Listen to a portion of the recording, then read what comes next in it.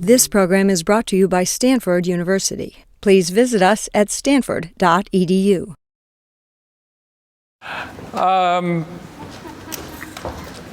So we're going to start a new activity, and it's called scaling.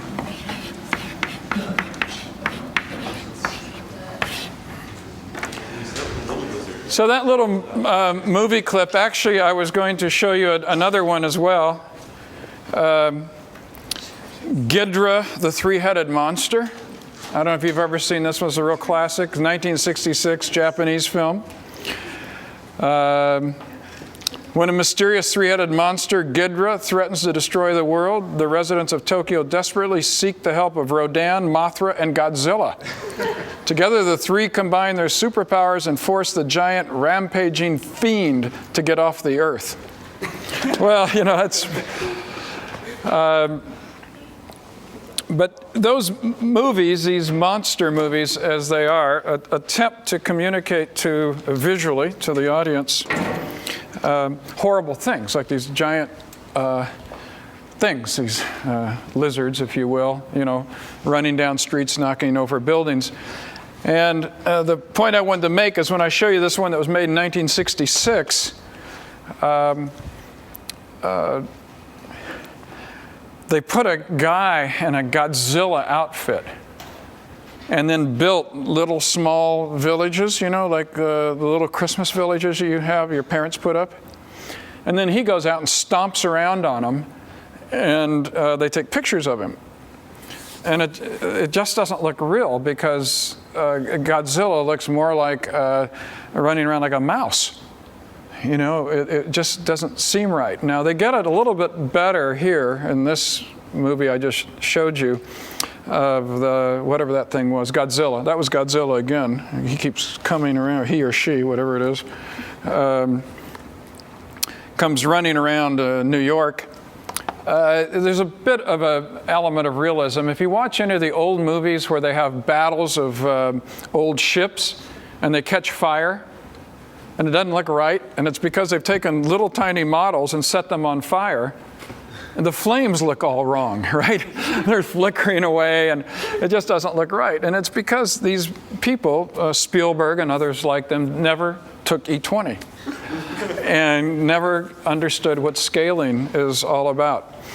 So examples of where scaling is used, and you can see this even here if you drive down Highway 101 through Mountain View, you'll see some very large buildings on your left at the old NASA Ames Moffett Naval Air Station. And some of those buildings are the world's largest wind tunnels. And when engineers would design aircraft, they would make little replicas of the aircraft and put them in wind tunnels to measure the drag on them, to get the shapes right and so forth. You either do that or you actually build a 747 and build a really big wind tunnel and put it in that. Well, that's just not feasible. So you have to be able to say, well, how do I take a 747, scale it down to something I could actually hold in my hands, put it in a wind tunnel, and have it actually represent what the real Boeing 747 would be like if I were to make it larger. And that has to do with scaling. The same is done on the design of ships. You don't go and make a $30 billion Los Angeles class nuclear submarine and launch it and see how it works. Oh, that's not going fast enough. And then scrap it and build the next one. You actually build little models and you put them in tow tanks and you tow them around, like in your bathtub, like you did with your yellow duckies. And you measure the drag. But of course the drag on that is going to be very different than the drag on a Los Angeles class nuclear submarine, so you have to have a way of connecting the drag you measure in the bathtub to the drag that it would experience in the ocean and so forth. So you do that with airplanes. Cars are designed in the same way. I've been down to the Nissan design, very secret place in San Diego where Nissan designs the cars that will be on the road in 5 or 6 years. And basically they sculpt these things out of clay and they put them in wind tunnels. to measure the drag coefficients on them to try to reduce the drag. So to be able to do that effectively, you have to know something about scaling. And so let's talk about some of the principles of scaling. And it's not as difficult as you might think, but it has huge implications in engineering, design, and practice. So here's the first thing. In scaling, if you're going to try to figure out how a 747 behaves, and you scale it down to put it in a wind tunnel, you don't make it look like a boxcar. Right? You make it look like a 747. So geometric scaling just simply says the objects that you're scaling probably look very similar, whether they're large or whether they're small. And then on dynamic scaling, which is a little bit more complicated, how do I take the forces that I measure on my little model and extrapolate those to predict what the forces would be on the full large scale 747, for an example. All right, that's a little bit more different because many of these things, such as the forces, do not scale linearly. And so you need to understand how they do scale. And ultimately, where this is going is we're going to do a computer project in a few weeks in the class where these scaling arguments are going to be important as you attempt to save your life virtually in this problem set. And some of you will die in the problem set, but you get a chance. You can reboot. And so I just hang that out there, so you probably wonder what that's all about. You're probably wondering right now, where is this class going? Well, it's going to the dogs. Here's the lizards. So this is how movie producers used to deal with getting large reptilian-looking things. Now, this is a scene from the giant Gila monster, starring Lisa Simone in 1959, and a few other people. Do you see the Gila monster in here? It's in here somewhere. Do you see it? There. Right there? Yeah. Is that it? So, you know what that is? What they did is they took a Gila, I don't know if they're called Gila monsters, they're lizards, and they would film them. And then they would put them on these scenes. But it didn't look right because the Gila monster looks like a lizard on steroids when they're in there. They're jumping all around. And you would expect an animal that size to be sort of what? Lumbering along. And they never got that quite right in those early movies. Did they ever Did they ever what? drug the lizards to give Slow them down a little. Could they slow down the film? You can slow them down by chopping their legs off. And then they just walk on the stumps and they slow down. So how about the dynamic of walking? So I don't know who this is. It's a famous cartoon character with the large feet.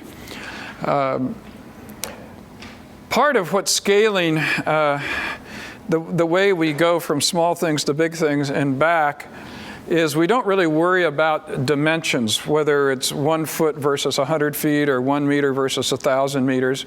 We try to do everything in using dimensionless correlations. And so I'm going to talk to you a little bit about dimensionless correlations as well and integrate that with scaling. It turns out dimensionless analysis, and we're going to be doing quite a bit of that in the class, is a very, very important way to think about how you approach and solve problems. I think it's probably nothing you've seen before, but it's used in engineering analysis all of the time, but not generally very effectively taught.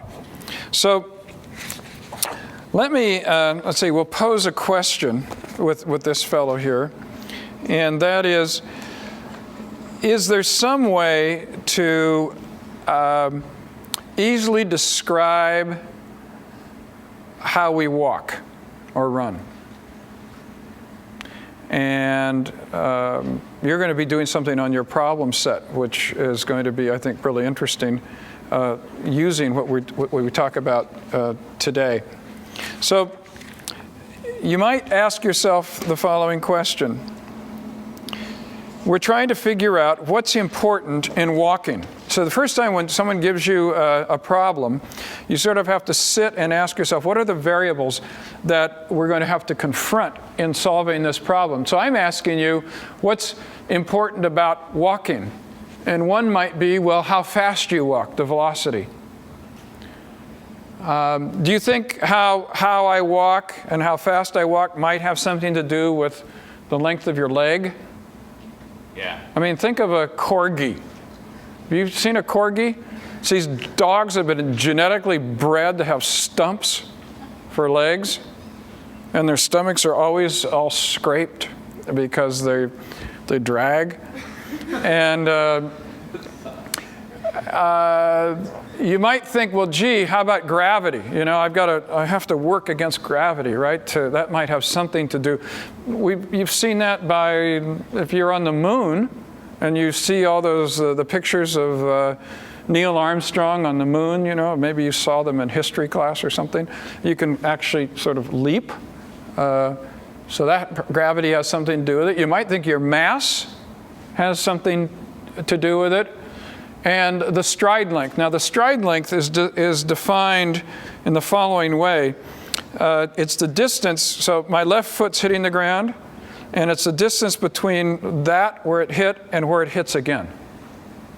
So it's not just one step, but it's the length I cover when the same foot hits the ground. That's important to remember because you're going to be using that in your problem set, and a lot of people get messed up on that, and they end up off by a factor of 2, and then they don't do well in the class.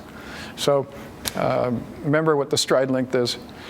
So now if you were trying to describe experimentally how people walk, or animals walk or run, you might say, okay, let's hold the leg length constant, let's hold gravity constant, the mass constant, and the stride length, and see how, say, velocity correlates to stride length. All right, so if I have a long stride length, I might be able to go faster. And so you make some measurements, and you say, okay, now let's get somebody who's thinner and has less mass and do that and take that data. Let's find a really tall person with a longer leg length and do the same experiments over again. Let's find a short person. Let's go to another planet. And you amass all this data where you're working through all these variables, trying to come up to see if there's any way that you can correlate stride length and mass and gravity and leg length with, say, velocity, how fast a person is moving or an animal. And you might even say, can I do this for four-legged animals? Can I do it for ostriches? Can I do it for anything that's mobile on legs? Well, you should be able to. Well, it turns out there's a very cool theorem called the Buckingham PI Theorem, which allows you to ask the following question, and that is, rather than varying all these parameters independently and looking at the effects, which would create pages and pages and pages of data, maybe there's some aggregation of these parameters where I can do many fewer experiments, but arrive at the same answer, and that is, how do all these correlate amongst themselves? So the thing we're going to do now is go through the discipline, if you will, the routine that you use to search for the minimum number of what we will call, and this will become apparent when we're done, dimensionless groups that describe this particular activity. That is the activity of walking or running or galloping. So in the Buckingham PI Theorem, the first thing you have to do is figure out how many dimensionless groups are there going to be when I'm done. And the theorem says that the number of dimensionless groups is equal to the number of parameters minus the number of dimensions represented in those parameters. So the number of dimensionless groups for this problem is a number of parameters. There's 5, velocity, leg length, gravity, mass, and stride length, minus 3. Why minus 3? What are the dimensions? Go ahead. Just name one. Mass. What? Length. Time. Okay? So it's the dimensions that are present in all of the parameters. So that means that right away you see that there's going to be 2-dimensionless groups that describe walking or running or galloping. And right away that's pretty cool, because what that means is if with 2-dimensionless groups, that's like x versus y. It means I'll actually have a 2-dimensional plot that should describe all possibilities of these 5 parameters. As opposed to, say, plotting velocity versus, let's say, stride length for a given mass, gravity, and leg length, and then having another page, velocity versus stride length, where I'd pick a different mass, gravity, and leg length, and I'd have a whole encyclopedia of plots. In fact, I can reduce it to just one plot. Right away, you can see the value of this. So the rule is, each dimensionless group, of which there are 2 in this example, must have a unique core variable. And in this example, there are 2 dimensionless groups, so there'll be 2 core variables. So what's a core variable? Well, a core variable simply means, in this case, since we have 2, that one of these dimensionless groups, which we'll call pi1, will be a function of the other dimensionless group, pi2. That's sort of x versus y with a function. So pi1 and pi2 represent these 2-dimensionless groups. We still have to find out what they are. And they're going to be a function of one another because we're correlating, if you will, these 5 variables, but only with 2 groups. And so now you pick the 2 core variables. Now people say, oh my God, how do I pick what's a core variable? Well, I'm going to pick stride length s as one core variable. And I'm going to pick as the other core variable in this example, the velocity. Now,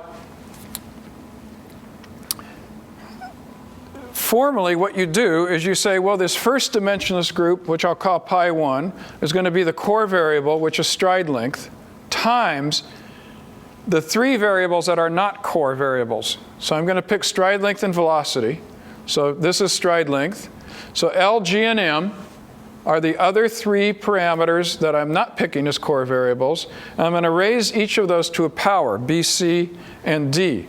And the reason I'm doing that is the game is to try to find values of B, C, and D such that pi1 has no units. It's dimensionless. So these all have units, don't they? Including stride length, which has units of length, L. Times length, of course, has units of length to the B power. Gravity has units of what? Length per what? What's the units of gravity? Times squared. So T to the minus 2C. And mass has units of mass to the D. So all I do here formally is write down L, T, and M, my 3 dimensions, raise them to the powers. Stride length has L, and set this equal to 0, because I want to try to find values of B, C, and D such that this has no units. It's dimensionless. That's the game. Now let's see what happens when I do that.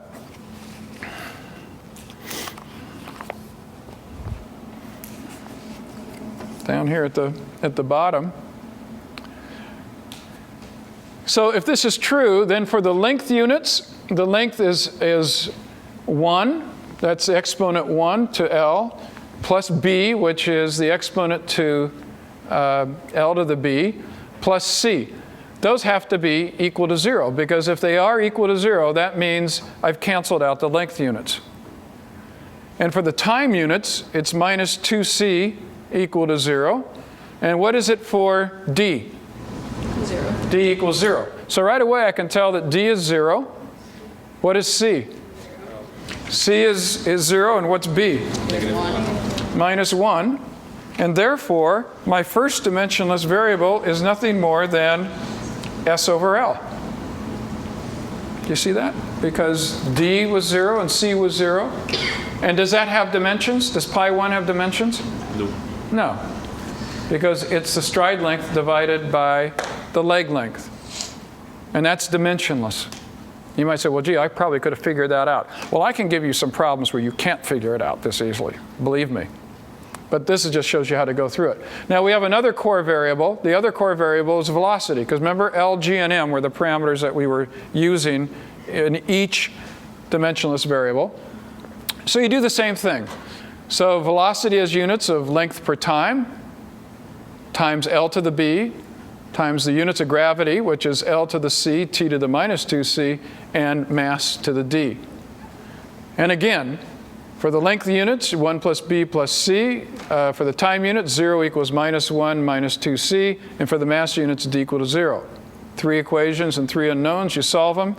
And you find that pi 2 is equal to the velocity, length to the minus 1/2, G to the minus 1/2. Now, if I square this, if this has no dimensions, if I square this, this still has no dimensions, right? So if I square it, I get V squared divided by LG. What are the dimensions of L times G?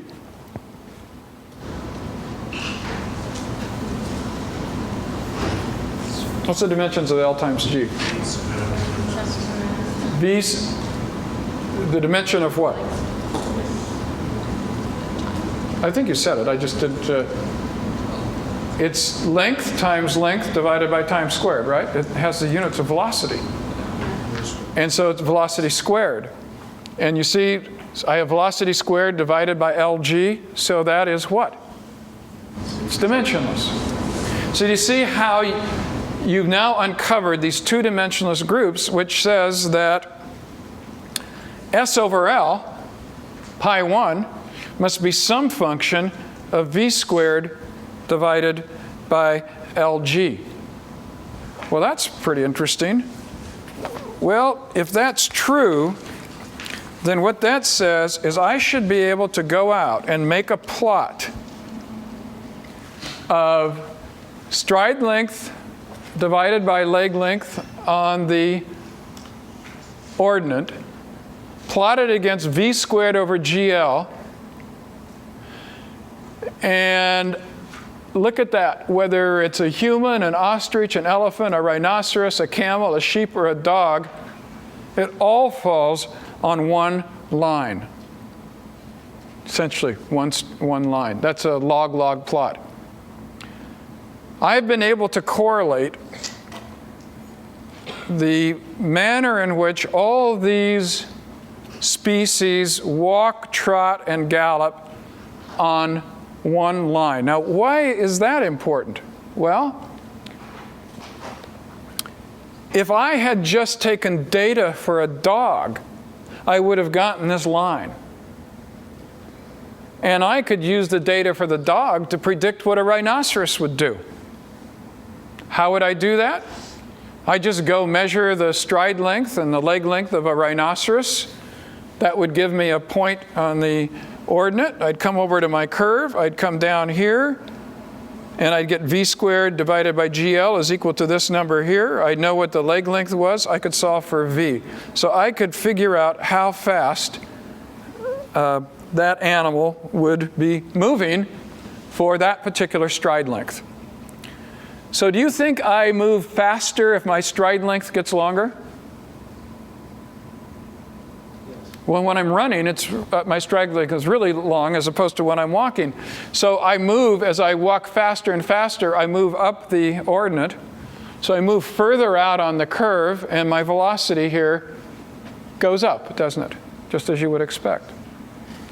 So to give you a preamble to one of your homework problems, if I were to ask you how fast T-Rex walked 250 million years ago, how would you solve that problem?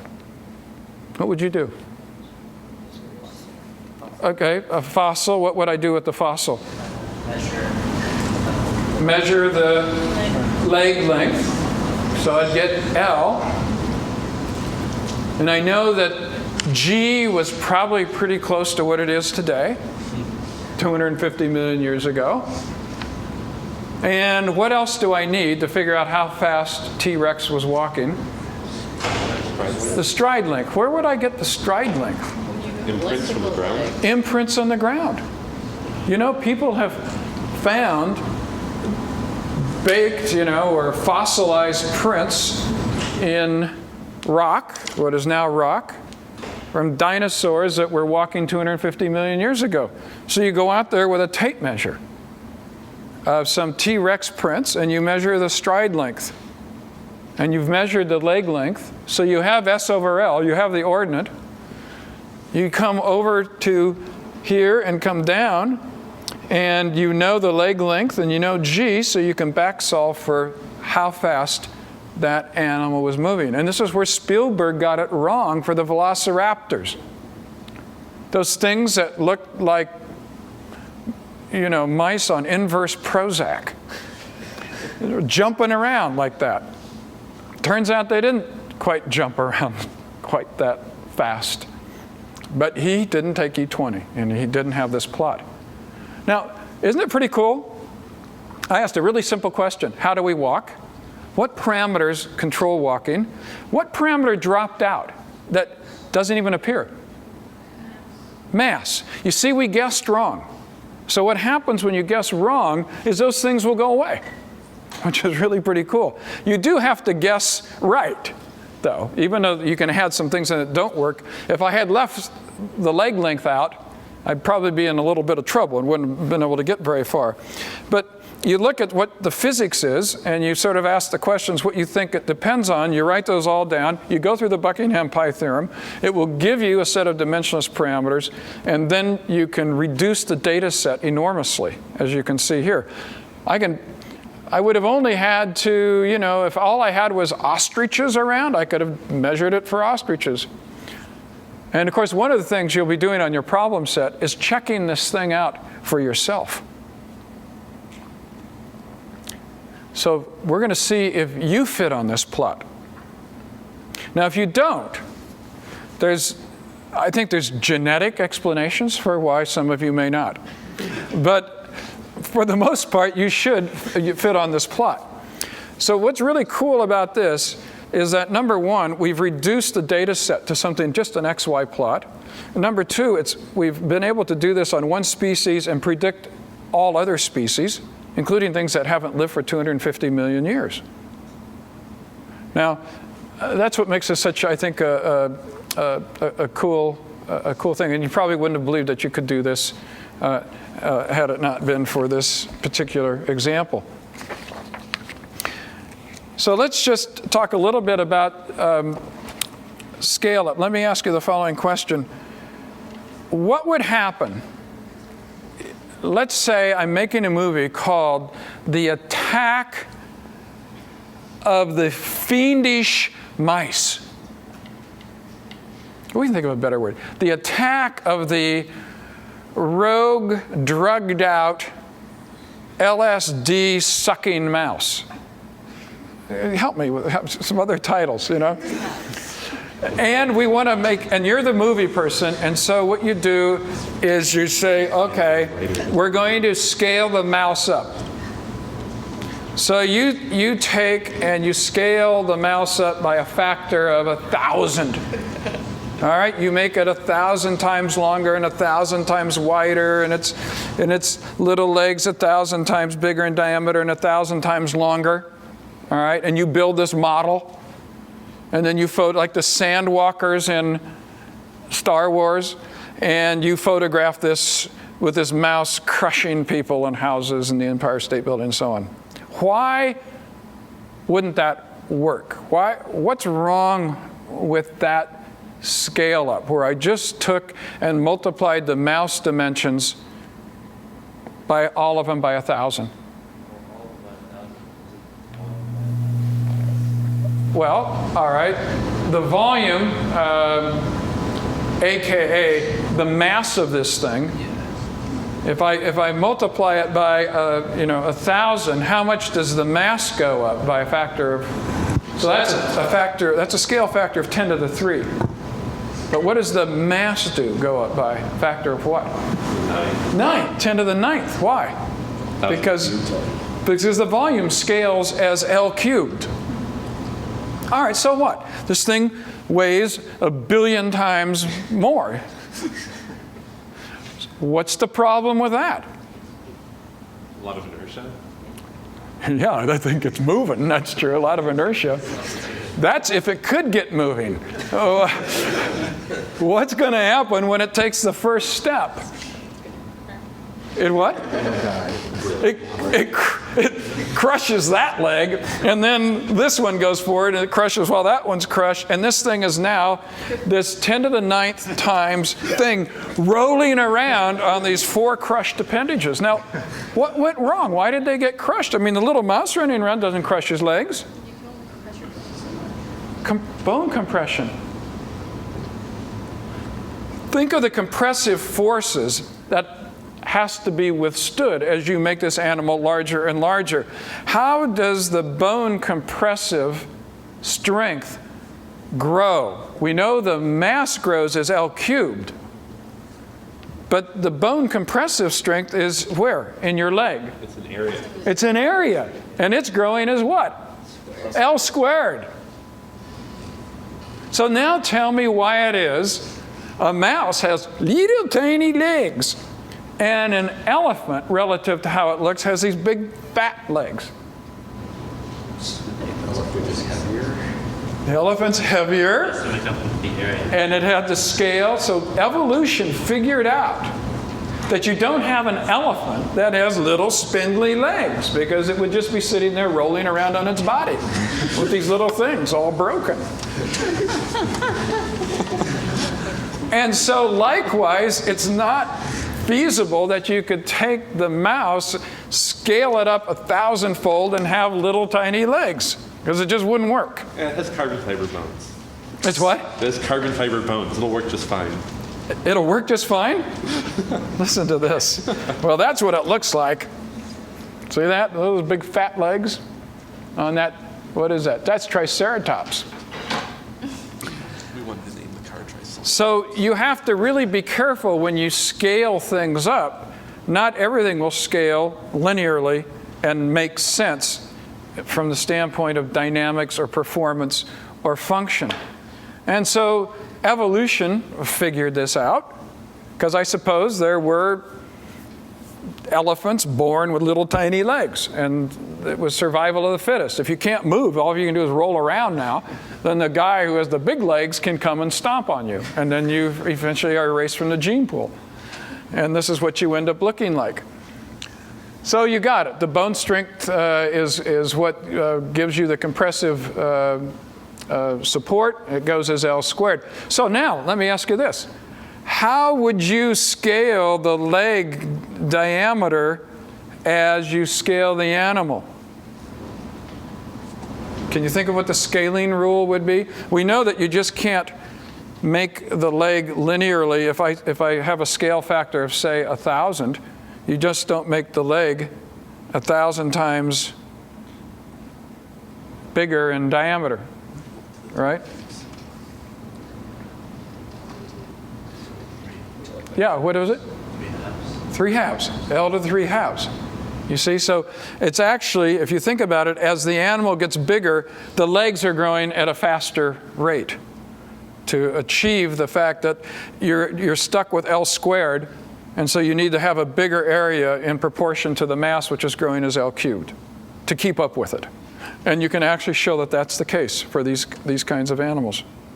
Do you have a question, or are you just falling asleep there? Yeah. So you can't have like the attack of the Kentucky Fried Chicken, you know, and have this big roasted chicken who's mad because he was roasted and coming back to attack the earth, walking on little burned legs, because they would just crush. Yeah. Can you explain again why it's to the 3 halves? You what? Can you explain again why it's to the 3 halves? Yeah. So if I just grow the leg in linear proportion to all the other parts of the body, we now know we're going to run into this problem of L cubed versus L squared. So what we have to do is actually grow the leg at a rate faster than linearly proportional to L. So if I have a scale factor of 2, let's say, to make it easy, I just make the animal twice as large. The weight has gone up by a factor of what? 8. The area goes up by a factor of 4. But you really have to get it scaling more with the 8 than with the 4. So that is basically going to give you, when you think about it, an L to the 3 halves, or 1.5 power. It's growing faster than L to the 1. But it's, and then that will allow it to keep up. No, it's the square that is limiting. So the example I gave you was what? 8 versus 4, right? That's not going to be enough. If I had a scale factor of 3, so the volume now, or the mass, is what? 3 cubed, 27, and the area is 9, right? So clearly it's going to start departing. It gets further and further apart. So you got to play catch up. And you can do that dimensionally by looking at the ratio of how the dimensions are growing relative to one another, L cubed versus L squared, which the division gives you L to the 1.5 power. Let me give you another example. Why do you think babies have to be carried around in swaddling clothes with little hats on and little mittens, and mothers, sometimes fathers, are hugging them and cuddling them? And yet, when you go out on a date, you don't take your date and put her all that and hug her and carry her around like that. I don't know where this is going. That wasn't, but maybe you do. That's a problem. Maybe you do that. I'm sorry. Let me try to think of another one. So,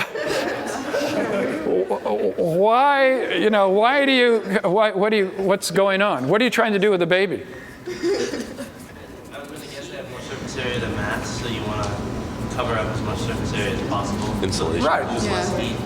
So the surface area to volume of a baby is much higher than the surface area to volume for an adult. It's a better heat exchanger. So the baby's a better heat exchanger and basically freezes. And that's why they sit there, they turn blue. You leave them outside like that, and they turn blue. And so, then you put them in the microwave and warm them up. And then that doesn't work. You pour alcohol and set them on fire and warm them up. So that's why you have, and your head's a big radiator of heat because of the brain activity for some of you. Others are actually cooling. And so that's a reason. So it's a way of conserving heat. Because as we grow up, our surface to volume ratio declines. Why are old people always cold? Oh, that's why are old people cold? Okay, so now you get past that, and then what happens is your circulatory system, which distributes heat, shuts down. Dirt. Huh? Dirt. Yeah, it's the dirt factor. There you go, the heat exchanger. It's called atherosclerosis. And so you can't pump blood through there, and so you don't have an effective heat exchange any longer. So we're gonna talk about some scaling rules in the next lecture, and then that's going to lead us into our next unit having to do with pharmacokinetics. Why do babies have such smart